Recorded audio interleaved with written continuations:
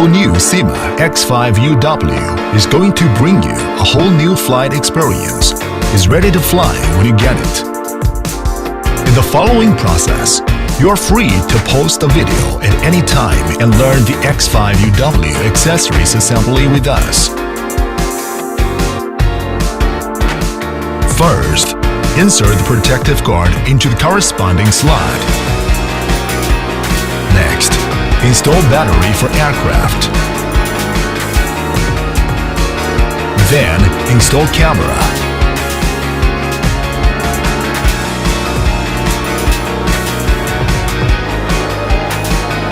Now, open the remote controller's battery compartment and put the 4 self-purchased batteries into the battery compartment and finish battery installation.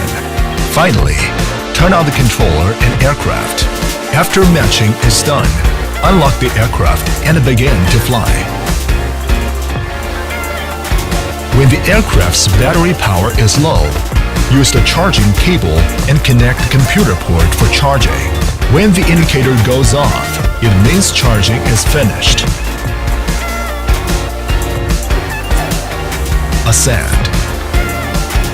Descent. Forward. Backward.